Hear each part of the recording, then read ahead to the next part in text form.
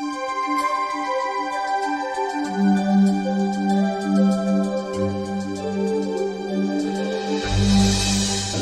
To chemistry junction. आज हम start करने वाले हैं स्टीरियो केमिस्ट्री का अपना सेकंड लेक्चर। इस लेक्चर के अंदर हम यहाँ पे स्टीरियो जो आइसोमर है हम उसको डिटेल में करने वाले हैं, ठीक है। तो फर्स्ट लेक्चर के अंदर हमने बताया था कि स्टीरियो आइसोमर्स क्या होते हैं एंड स्ट्रक्चरल आइसोमर्स क्या होते हैं, ठीक है। अगर किसी ने फर्स्ट लेक्चर नहीं देखा है तो वो उसकी जो लिंक है मैं इस वीडियो के डिस्क्रिप्शन बॉक्स में प्रोवाइड कर दूँ, वहाँ से जाके आप इस चीज़ को देख भी सकते हैं, ठीक है। जब तक हमें कंटिन्यू लेक्चर अगर हम रीड नहीं करेंगे तो आगे आने वाले जो लेक्चर्स हैं हमें कभी मतलब पता ही नहीं चलेगा कि एक्चुअल है वो क्या रहा है, क्योंकि सभी जितने भी लेक्चर आने वाले हैं वो एक दूसरे से कनेक्ट होंगे, ठीक है। तो स्टार्ट करते हैं। देखो आज हम स्टार्ट जो करने वाले हैं वो है अपना स्टीरियो आइसोमर्स। उससे पहले मैं आपको एक टर्म्स की और बात करता हूँ स्ट्रक्चरल आइसोमर में। स्ट्रक्चरल आइसोमर, देखो हमने एक बात की थी, मैंने आपको बोला था टोटोमर, टोटोमेराइज्म होता क्या है। देखो इसका यहाँ पे अगर हम देखें एग्जामिनेशन पॉइंट ऑफ व्यू से तो इसके बहुत सारे मतलब कंसेप्ट भी आते हैं कि बार बार क्वेश्चन में अगर हम ऑर्गेनिक केमिस्ट्री की बात करते हैं जहाँ पे रिएजेंट को हमने डिस्कस किया था वहाँ पे भी बहुत बार आया था। तो देखना टोटोमेराइजेशन होता क्या है। इसके अंदर क्या होता है कि दो रूप होते हैं, एक होता है कीटो, वो कन्वर्ट होता है इनोल रूप में, इनोल रूप में, ठीक है ना। अब यहाँ पे जो डायनामिक इक्विलिब्रियम है जिसे बोलते हैं ना, तो यहाँ पे अगर हम कोई एग्जांपल देते हैं तो देखो हमारे पास एग्जांपल है C double bond O CH और यहाँ पे कोई हाइड्रोजन एटम, कोई ऐसा कुछ ग्रुप है, ये होता है अपने पास कोई कीटो समूह। क्या है ये? कीटो समूह है, ठीक है ना। अब यहाँ पे जब वो टोटोमेराइजेशन होता है, इसमें टोटोमर होता है जिसे बोलते चला बेटा, तो होता क्या है इसके अंदर देखने जर। अब यहाँ के जो बॉन्ड के इलेक्ट्रॉन्स हैं वो क्या हो गए, इसके पास जाएंगे और यहाँ के बॉन्ड के इलेक्ट्रॉन यहाँ पे आएंगे।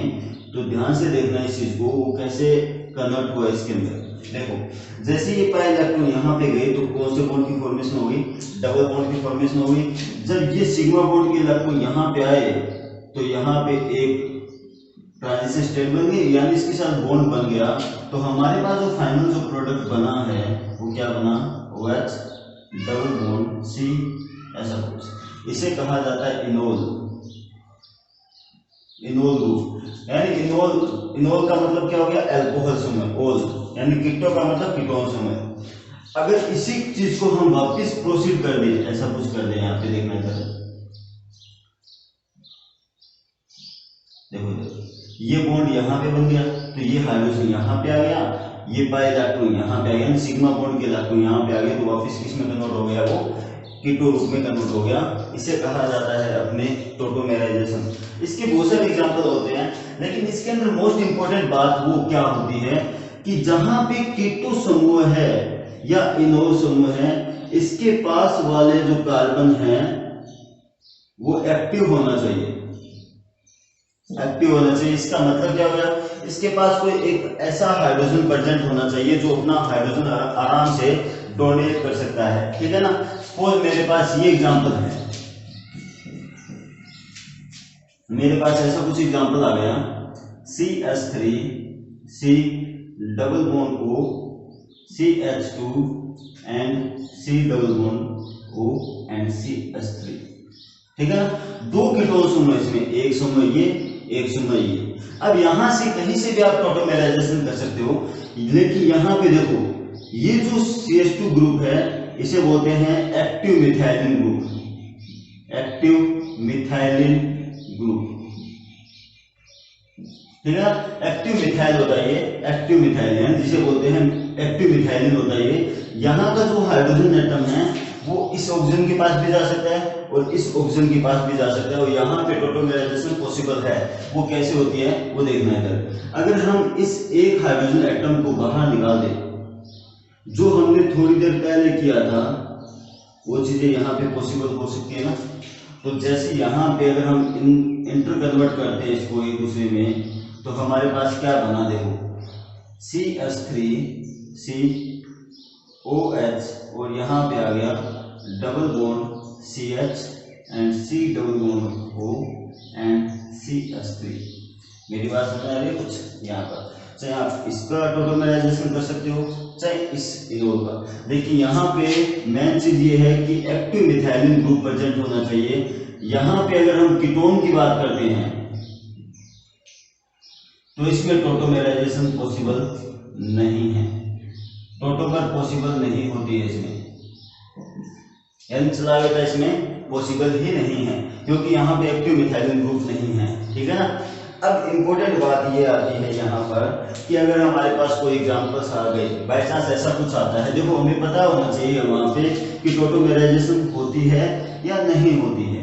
देखो हमारे पास कोई ऐसा कुछ एग्जांपल आ गया, ठीक है, ये अल्कोहल है यानी इनोल ग्रुप।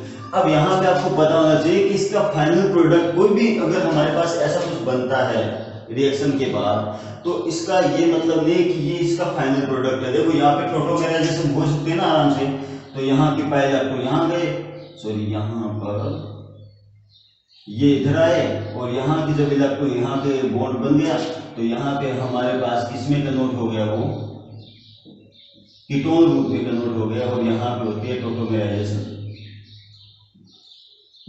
टोटोमराइजेशन होती है। ठीक है ना, जिसे बोलते हैं चलावेटा।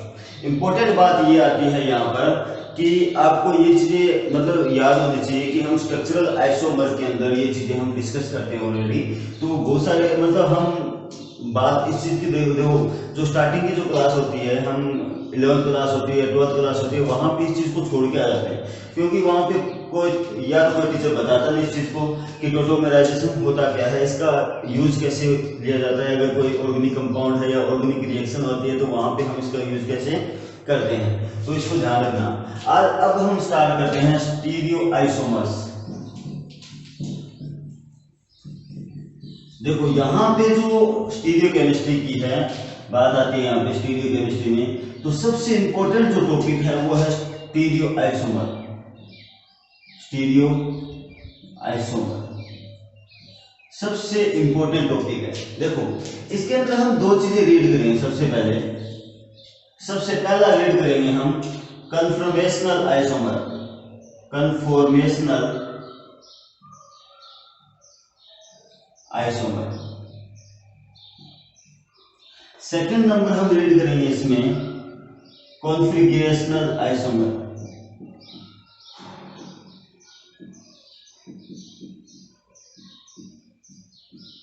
देखो इसका मतलब क्या होता है, इसे बोलते हैं, आपके जो 12th के स्टूडेंट है उसको ध्यान से देखना, इसे बोलते हैं स्वरूपीय समावेदा।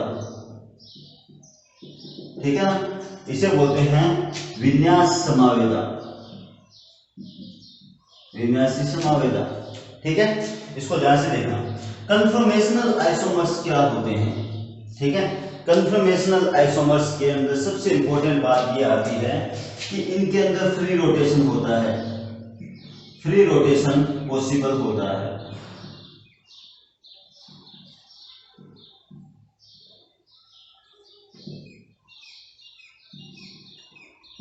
फ्री रोटेशन पॉसिबल होता है, ध्यान से देखना। इसके प्रत्येक पॉइंट है ना आप नोट करते जाना, इसको ध्यान से देखना। सबसे पहला पॉइंट ये होता है कन्फॉर्मेशनल आइसोमर में कि इसके अंदर फ्री रोटेशन पॉसिबल होता है। इसका मतलब कोई भी मॉलिक्यूल होता है इसके अंदर फ्री रोटेशन होगा। तो फ्री रोटेशन जब होगा तो इसका मतलब क्या हो गया कि इसके अंदर क्या होना चाहिए, सिग्मा बॉन्ड होना चाहिए। अरे सिग्मा बॉन्ड के अंदर तो फ्री रोटेशन हो सकता है ना, इसको हम कैसे भी घुमा सकते हैं ना, है ना। तो वो एक सिग्मा बॉन्ड है, इसको हम कैसे भी घुमा सकते हैं, वो होता है फ्री रोटेशन। सिग्मा बॉन्ड के अंदर ये पॉसिबल होता है। इसका मतलब अगर हम हाइड्रोकार्बन की बात करते हैं तो हाइड्रोकार्बन में एल्केन में ये पॉसिबल होता है। एल्केन यानी कार्बन कार्बन सिंगल बॉन्ड, ये पॉसिबल होता है। थर्ड नंबर अगर हम 4 नंबर पॉइंट की अगर हम बात करते हैं, इसके अंदर जो टेम्परेचर चाहिए वो चाहिए लो टेम्परेचर, यानी रिक्वायरमेंट जो होती है टेम्परेचर की वो होती है लो। इसके अंदर लो टेम्परेचर यहाँ पे चाहिए कॉन्फॉर्मेशनल आइसोमर के लिए। ये एक दूसरे में इंटर कन्वर्ट हो जाते हैं लो टेम्परेचर पे भी। हम बोल सकते हैं रूम टेम्परेचर होता है जिसकी एनर्जी होती है 15 किलो कैलोरी जो एनर्जी होती है उसके अंदर वो क्या होते हैं, इंटर कन्वर्ट हो जाते हैं एक दूसरे में, ठीक है ना। लो टेम्परेचर चाहिए। अगला जो कंडीशन होती है वो रूम टेम्परेचर होता है, रूम टेम्परेचर यानी हम बोलते कमरे के ताप पर, इसको हम सेपरेट नहीं कर सकते, डज नॉट सेपरेट, यानी इसको विलगित नहीं किया जा सकता। सबसे इंपॉर्टेंट बात यहां से आती है कि इसको रूम टेम्परेचर पर सेपरेट नहीं किया जा सकता, इसको विलगित नहीं किया जा सकता, सबसे इंपॉर्टेंट बात है। अब अगर हम लास्ट अगर बात करते हैं तो ये एल्कीन एंड एल्काइन पर पॉसिबल नहीं होता, यानी कन्फर्मेशनल जो आइसोमर होता है वो डबल बॉन्ड पे पॉसिबल ही नहीं है, यानी इसका मतलब पाई बॉन्ड पे वो लागू नहीं होता है ना। तो इंपॉर्टेंट बात ये है कि मैं अगर आपको ये बात बोलूं यहाँ पर, सबसे इंपॉर्टेंट बात कि इसको ध्यान से सुनना आप, स्टीरियो आइसोमर को इसने डिवाइड जरूर किया है, स्टीरियो आइसोमर को दो भागों में डिवाइड जरूर किया है, कन्फर्मेशनल आइसोमर और कॉन्फिगरेशनल आइसोमर, लेकिन इसका रूप नहीं है, क्योंकि स्टीरियो आइसोमर के लिए बहुत कुछ चाहिए है ना। तो ध्यान से देखना, कन्फर्मेशनल आइसोमर एक इस प्रकार का रूप नहीं है, स्टीरियो आइसोमर का कोई रूप नहीं है, इसको हम अलग कैटेगरी में डिवाइड कर सकते हैं, ठीक है ना, इसको अलग कैटेगरी में हम रख सकते हैं। अब इसके अंदर एक चीज और होती है, तो एक बात बताओ यहाँ पे सभी स्टूडेंट्स, जब कार्बन कार्बन में फ्री रोटेशन होता है, मुक्त घूर्णन होता है इसके अंदर, मुक्त घूर्णन जब पॉसिबल है इसके अंदर, तो जब ये कोई मॉलिक्यूल को घुमा सकता है आराम से, जब मॉलिक्यूल घूम सकता है, ये फ्री यानी कार्बन, ये कार्बन यहाँ पे जब फ्री रोटेशन हो सकता है, तो हम इसको रोटेशनल आइसोमर भी बोल सकते हैं क्या, या रोटर आइसोमर भी बोल सकते हैं, यानी घूर्णन समावी भी बोल सकते हैं ना, रोटेशनल आइसोमर भी बोल सकते हैं इसको ना, घूर्णन समावी भी बोला जाता है, ठीक है ना। अब इसके विपरीत अगर हम बात करते हैं यहाँ पर कॉन्फिगरेशनल आइसोमर की, तो देखना है जो चीजें इसके अंदर है वो चीजें इसके अंदर लागू नहीं होती है, तो इसका अपोजिट हो गया ना, तो इसके अंदर क्या हो गया, फ्री रोटेशन पॉसिबल ही नहीं होता, इसका मतलब ये सिग्मा बॉन्ड पर भी लागू नहीं होता, इसका मतलब ये किसमें लागू होता है, पाई बॉन्ड पर, इसका मतलब किसमें लागू हो गया, एल्कीन एंड एल्काइन पर ये लागू होता है। अब अगर हम बात करते हैं तो लो टेम्परेचर, तो यहाँ पे जो आइसोमर्स होते हैं इनको हाई टेम्परेचर, हाई जो टेम्परेचर होता है उसकी रिक्वायरमेंट होती है। सबसे इंपॉर्टेंट बात यह है कि इसको रूम टेम्परेचर पर इसको सेपरेट किया जा सकता है, आरटीएम, रूम टेम्परेचर पर, यानी आर का मतलब रूम टेम्परेचर पर इसको सेपरेट किया जा सकता है, विलगित किया जा सकता है, ठीक है ना। अब इंपॉर्टेंट बात ये आती है इसके अंदर, जो एनर्जी चाहिए इसको, वो चाहिए 100 केजे पर मोल इनवर्स एनर्जी की आवश्यकता होती है ना, इससे भी ज्यादा एनर्जी की रिक्वायरमेंट होती है इसके अंदर।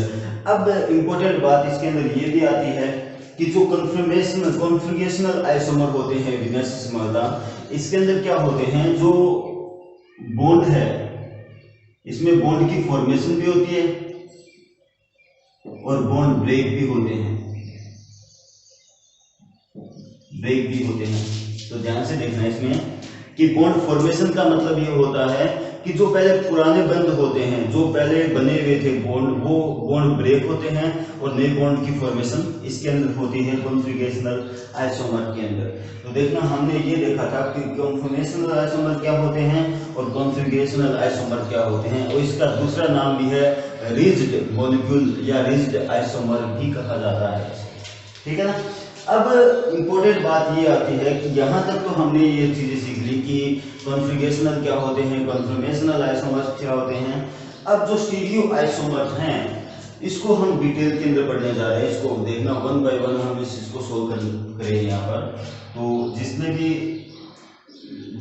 ये चीज नहीं लिखी वो आराम से इसको लिख लेना कि जो कॉन्फॉर्मेशनल आइसोमर है इसका जो अपोजिट है वो क्या कहलाता है, कॉन्फिगरेशनल आइसोमर कहलाता है, ठीक है।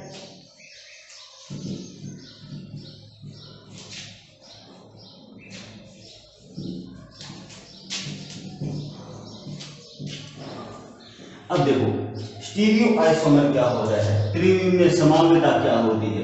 सबसे पहला पॉइंट, सबसे पहला पॉइंट, स्ट्रक्चरल फॉर्मूला जो होता है, स्ट्रक्चरल जो फॉर्मूला होता है वो होता है सेम। क्या होता है? सेम होता है। अगर हम बात करते हैं मॉलिक्यूलर फॉर्मूले की, फॉर्मूला वो भी क्या होता है? सेम होता है। अगर हम बात करते हैं इसमें IUPAC नेमिंग की, IUPAC नेम वो भी क्या होती है? सेम होता है। IUPAC नेम भी क्या होता है? इनका सेम होता है। अगर हम बात करते हैं इसके अंदर डिफरेंट क्या होता है, 3D अरेंजमेंट जो होता है, अरेंजमेंट जो होता है वो क्या होता है? डिफरेंट प्रकार का होता है।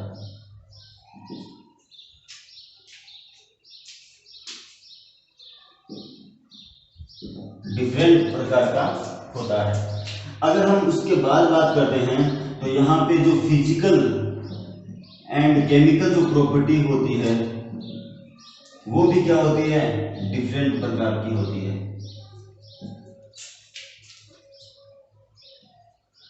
डिफरेंट प्रकार की होती है। अब उसके बाद अगर हम बात करते हैं तो एटम के बीच में जो कनेक्टिविटी होती है, कनेक्टिविटी बिटवीन एटम्स, वो क्या होती है? सेम होती है। अब देखो इधर, अगर आपसे कभी ये पूछे कि त्रिविमीय समवेता किसे कहते हैं, तो जिसका मॉलिक्यूलर फॉर्मूला सेम होता है, स्ट्रक्चरल फॉर्मूला सेम होता है, IUPAC नेमिंग सेम होती है, और फिजिकल एंड केमिकल जो प्रॉपर्टी होती है वो क्या होती है? डिफरेंट होती है। एंड 3D अरेंजमेंट जो होती है वो भी क्या होती है? डिफरेंट होती है। और इसकी कनेक्टिविटी जो होती है एटम के बीच में वो क्या होती है? सेम होती है। इस प्रकार के आइसोमर्स को क्या कहा जाता है? स्टीरियो आइसोमर्स कहा जाता है। ठीक है ना। देखो जब तक ये पॉइंट अगर आप अलग अलग लिखोगे ना तो आपको डेफिनेशन ना तो रटने की आवश्यकता पड़ेगी कभी ना कुछ और। ठीक है, तो प्रत्येक पॉइंट को आप अलग अलग लिखो, उसके बाद आप डेफिनेशन बनाओ उस चीज की। 3D अरेंजमेंट जो आपके हिंदी के अंदर इसको बोलते हैं, इसे बोलते हैं आकाशीय व्यवस्था, है ना। 3D arrangement, 3 dimensional arrangement different होता है इसका। ठीक है, इसे बोलते हैं स्टीरियो आइसोमर। अब स्टीरियो आइसोमर के अंदर हम पढ़ते क्या है? सबसे इंपॉर्टेंट बात, तो स्टीरियो आइसोमर के अंदर हम जो रीड करेंगे वो क्या है वो देखना है। देखो स्टीरियो आइसोमर जो होता है वो कनेक्ट होता है, स्टीरियो आइसोमर उसको हमने डिवाइड किया था ना, कॉन्फ़िगरेशनल और कन्फर्मेशनल। तो यहाँ पे हम सबसे पहले स्टार्ट करेंगे कॉन्फ़िगरेशनल आइसोमर।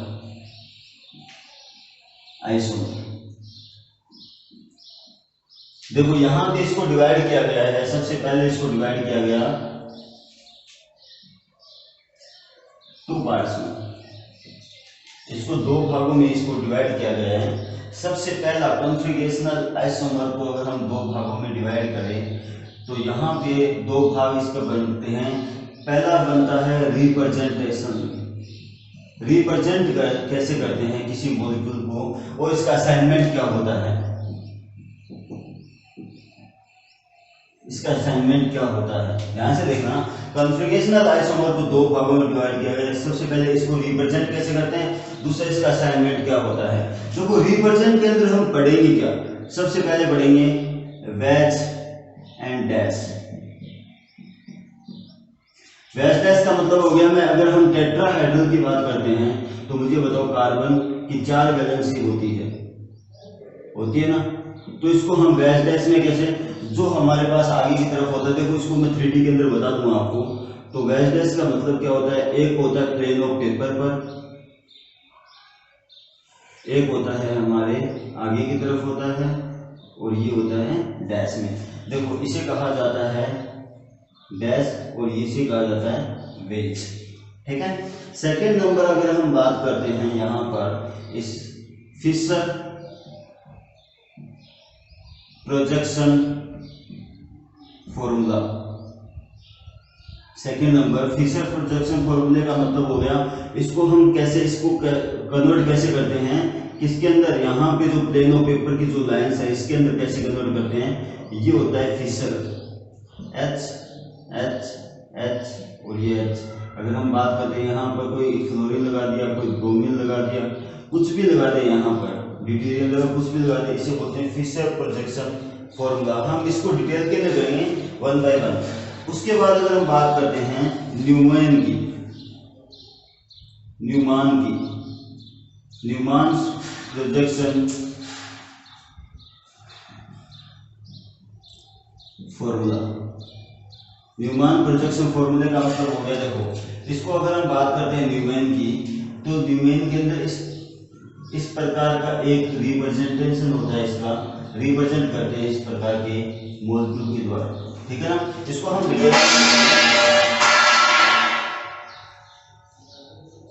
डिटेल के अंदर करने वाले हैं, ठीक है। उसके बाद अगर हम बात करते हैं यहाँ पर न्यूमैन के बाद आती है आपके सोहार्स।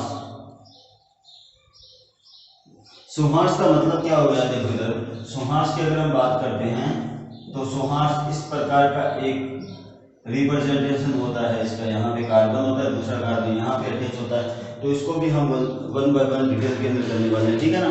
तो यहाँ पे देखना इधर कॉन्फ़िगरेशनल जो आइसोमर होता है, इसका रिप्रेजेंटेशन कैसे होता है, इसका असाइनमेंट कैसे होता है। तो सबसे पहले हमने रिप्रेजेंट की बात की, तो VHS में हम इसको कैसे रिप्रेजेंट करते हैं, फिशर प्रोजेक्शन फॉर्मूले में कैसे रिप्रेजेंट करते हैं, उसके बाद न्यूमैन प्रोजेक्शन फॉर्मूले में, उसके बाद सोहार्स में। अगर हम यहाँ पे बात करते हैं देखो असाइनमेंट की, तो सबसे पहले हम करेंगे डीएल पद्धति, डीएल मेथड। उसके बाद करेंगे हम यहाँ पर डीएल की बात करेंगे RS कॉन्फ़िगरेशन। उसके बाद अगर हम बात करते हैं यहाँ पर देखो RS के बाद अगर हम यहाँ पे बात करते हैं असाइनमेंट की, तो यहाँ पे आती है आपके एनोमर्स और एपीमर्स। देखो ये दोनों जो टॉपिक है आपके, जो 12th वाले स्टूडेंट है ध्यान से सुनना, ये दोनों जो टॉपिक है आपके एक चैप्टर आता है जहां पे हम बात करते हैं बायोमोलिक्यूल्स की, यानी जैव अणु की, है ना। जहां पे एक वो चैप्टर है जहां पे हम बात करते हैं ग्लूकोज, फ्रक्टोज वगैरह आती है, उनकी यूनिट आती है, वहां पे हम बात करें एनोमर्स और एपीमर्स की। उसके बाद आती है ज्योमेट्रिकल आइसोमर्स।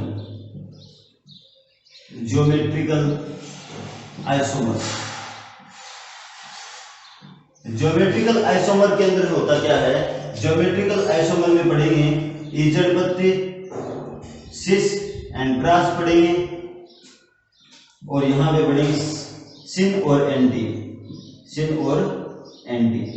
ये दो तीनों चीजें हम ज्योमेट्रिकल आइसोमरिज्म में पढ़ेंगे, ठीक है ना। तो ध्यान से देखना, असाइनमेंट में हम पढ़ेंगे क्या, डीएल मेथड पढ़ेंगे, RS कॉन्फ़िगरेशन पढ़ेंगे, एनोमर्स और एपीमर्स पढ़ेंगे। इसको हम रीड करेंगे जहां पे आपके ग्लूकोज वाला चैप्टर वहां पे रीड करेंगे।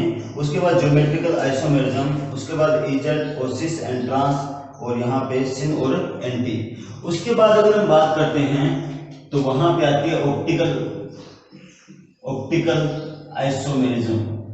आइसोमर, तो उसको भी हम रीड करेंगे।